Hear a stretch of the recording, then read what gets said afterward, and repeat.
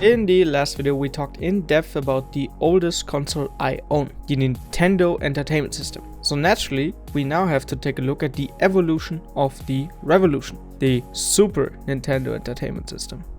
Just like the NES, the SNES also had multiple release dates, depending on what region you lived in at the time. Japan obviously coming in first with the release date of November 21st, 1990.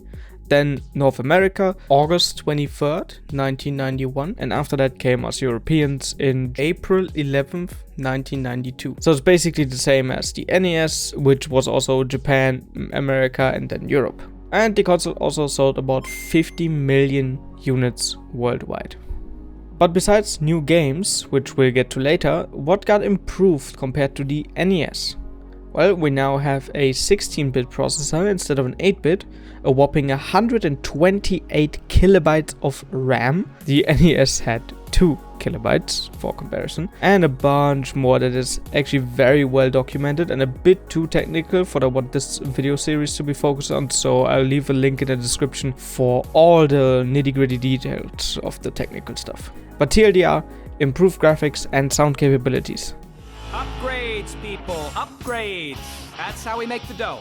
The sound chip was actually made by Sony, which leads to a funny fact at the end of this video, so stay tuned. But yeah, it's a big upgrade, unlike what it feels like we see nowadays. For example, with the PS4 and PS5, that one didn't really feel like that big of an upgrade, especially when you look at PS5 compared to PS5 Pro, where they had to like zoom into the distant horizon to show you, oh yeah, there's a bit more detail over here. Look guys, please pay a few $100 more, thank you, and no disk drive, lol.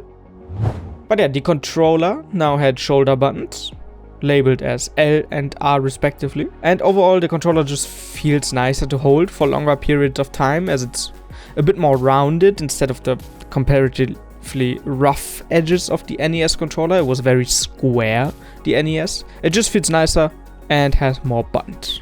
But yeah, back to the console though. The connectors are all on the back of the console this time, not like the NES, which had a few in the back and a few on the side. AC for power. The channel 3, channel 4 switch was still a thing with the SNES, yes. And instead of one video and one audio connector, we now have a multi-out connector, which, you know, is a bit more convenient. So an improvement over the original overall. And now on to showing you some of the games I own. With the last NES video, I obviously only owned 2 games, so it wasn't that much of a showcase perhaps, but the SNES video is going to be different. As you can see, I've got a few more games to show, and for one I even have the packaging. It's for The Legend of Zelda: A Link to the Past. It is very abused. This is not used, this is like abused, with a hole and stuff, but I found this when we were like fully renovating the room and throwing out the old bed I had for this new couch bed hybrid and stuff. Like big renovations, throwing a lot of stuff out, and I found this in some random box. Like this is from way back in the day and no one took care of this. So it's like a little relic from the past. So yeah, let's go to the games. As we just talked about the console itself, we press eject, and in here we have Super Mario All-Stars, which is very interesting because my original like first time playing a Mario Bros game was with this SNES cartridge, because on this you have Super Mario Bros, the original in quotations, because this is actually, I don't know, I would probably count this as like a remake, because all the textures are fully different. Like they fully remade this for the SNES and for this cartridge in general. Super Mario Bros. 2 is also on here, Mario Bros. 3 as well. And for the original Mario Bros. There is also a game called Mario Bros. Lost Levels. So this is basically like a 4-in-1. And this, like I said, was my first time playing the original, in quotations, Mario Bros. Then Mario Bros. 2, not really that much because I wasn't into that a lot. Let's say it's not my favorite Mario Bros. Game. Yeah, Mario Bros. 3 is an absolute classic. Loved playing that game.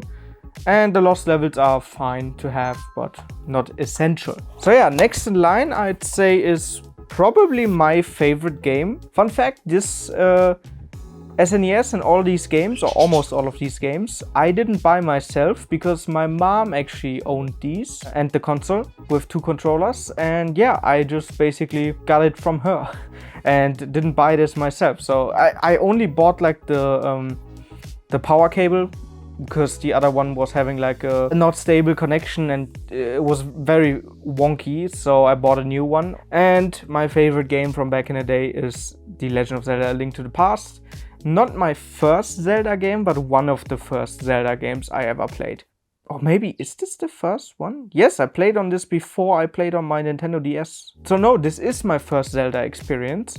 I didn't complete this. There is an old save on here that is like fully at the end, final boss, and all the items have been obtained and stuff from my idiot father back in the day. So that save file was basic. And in the beginning, few beginning hours were like the most of the experience I had with this.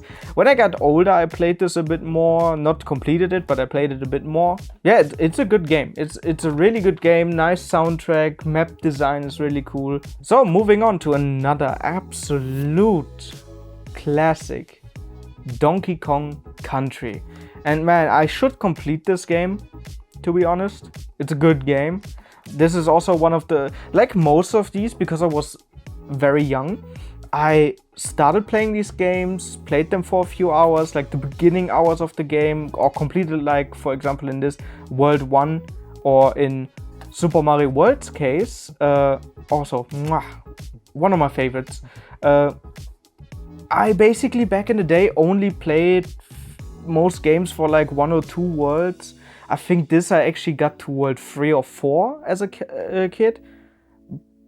But yeah, that was my gaming experience. So the games were basically never ending because I never completed a game and always restarted. You know, it's like that 2-month or 2-week or 1-week Minecraft phase we all have every once in a while. You just want to start over in a new world, or you just want to do a new save file because it's exciting and new and you get new stuff and you have all this extrinsic motivation. Whoa, you get new power-ups and you get new worlds and new sceneries. Just like Minecraft, you have all this stuff to do, but once you did all of that beginning stuff, it's like, okay, I'm kind of done now. For people that don't have that much intrinsic and more extrinsic motivation factors for playing games. So yeah, that was a bit of a side tangent, but yeah, Donkey Kong Country, love that game. And Mario World, really, really good Mario game. Especially, we have the remake of the original Mario Bros. On this one. And obviously a launch Mario title for the SNES. And man, the difference compared from this remake and this new game that like fully utilizes the SNES power compared to the NES with the Super Mario Bros. Is insane. And then we get to some games that are a bit more niche or licensed games. But before that, one of the greatest things my mom gave me with this SNES, like package you could say, is this Super Game Boy adapter. So I can take some of my Game Boy games, put them in here, put this thing into the console, and then I can play any Game Boy game on the SNES. This is like for some games like Adventure Island, like so much more comfortable to play when you're at home. You could compare this, I guess, to the Switch. If you own an SNES at home, it's basically the dock with this one. And then when you own the Game Boy, you can just take that with you on your way, I don't know, to school or on like a trip. You come home, you take your game out, put it in here, and then continue playing on the big screen. It's kind of nice. Let's eject this one. So yeah, that's like a side thing, side mention, honorable mention, whatever. This thing is amazing. So yeah, let's get into the more niche games.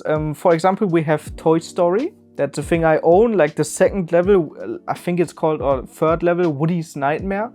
Actually gave me and my sister pretty it scared us. Maybe not really nightmares. My sister was like more affected than I was, because she was 2 years younger than I was when I was younger, you know. Well, she still is 2 years younger, but you know what I mean, okay? This scared us. The second or third level, I don't know. Then we have, I don't know what their names are actually in English, but in German they are Asterix and Obelix. Kind of a hard game, but I haven't played this as an adult. I only played this as a kid, so I remember this being actually a very hard game. And just a 2D side-scroller, it was fine. Speaking of licensed games, we have Tiny Toon Adventures Buster Busts Loose. Like, basically Looney Tunes game. I will probably record some gameplay for this and throw it on screen, but I have absolutely no fucking clue anymore what this game is. I think it's a 2D side-scroller jump and run thing, but I don't remember. I'm gonna be honest, it's been a hot while. This is a game I would actually recommend if you want to play on like an emulator, or you can find this game in physical and you have a SNES in physical, obviously. Plok. I played this game a lot. I wasn't good at it. It's actually quite a hard game, but it's also a 2D side-scroller, jump and run. You can like throw your body parts to attack enemies as like a melee or slightly ranged attack, but then you also have to wait for your body parts to come back to you. It's a really cool art style as well. The music, I remember, is really good too.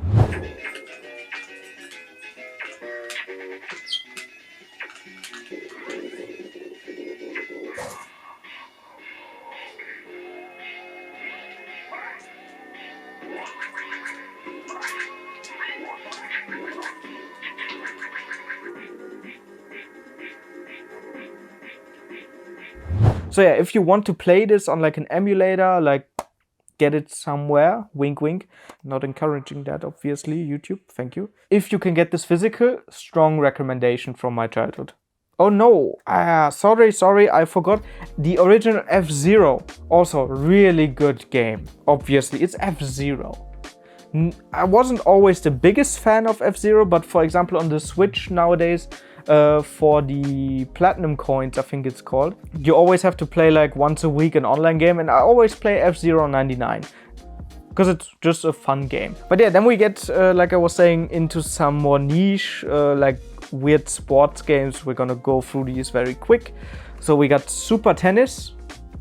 Gonna throw gameplay of these on the screen as they appear. Then we got Striker, which I guess is just some random football game or soccer game, whatever.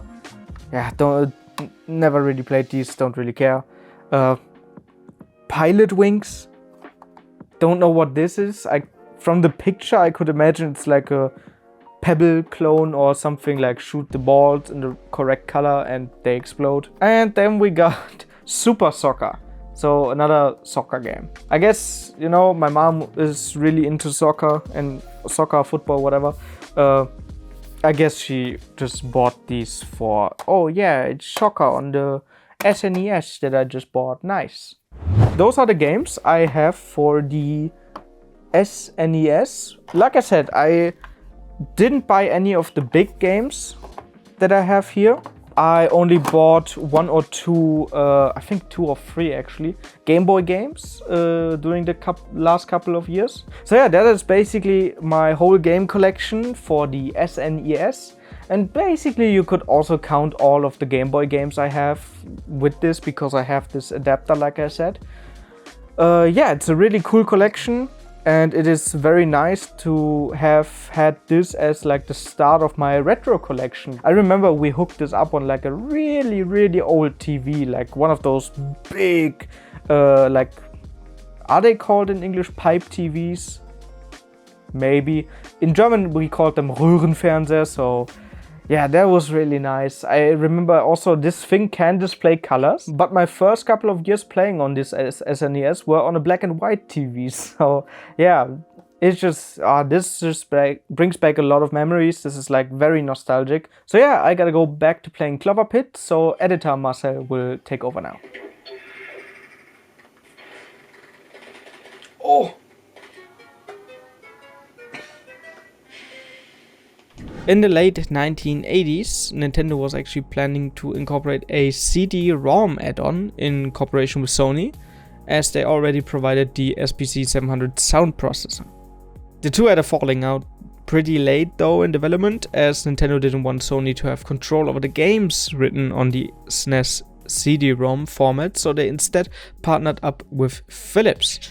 Sony, then being shocked by this abrupt cancellation, was not ready to just let all that development time go to waste. So in response, Sony went on to develop their own standalone console, which, as most of you can probably guess, became the original PlayStation. Now, I only own PlayStation consoles starting with the PS2 and PS2 Slim, so the original PlayStation sadly won't be the topic of the next video, but it would have been a nice transition, just like last time with the NES to the SNES, but one day I will own one. And then we make a video about that as well. Also, something I forgot to mention in my NES video, Nintendo kind of re-released the NES and SNES as like a classic mini console that came shipped with a few classic games each. I'm not too interested in these two systems, as I now own the originals, but it is something I forgot to mention, so I thought I would throw it in here as well. The NES and SNES had like their mini classic versions. So in conclusion, the SNES is a more than worthy successor to the NES, a big upgrade, great games, and for me personally a lot of nostalgia from my childhood with this console. So yeah, if you enjoyed this video, maybe leave a like and subscribe if you don't want to miss the next console in our lineup. Not the PlayStation, like I said, I don't have the PlayStation 1, but it's gonna be the Nintendo 64. See you in the next one.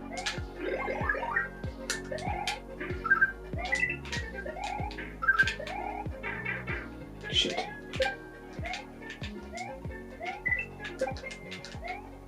Oh! Okay.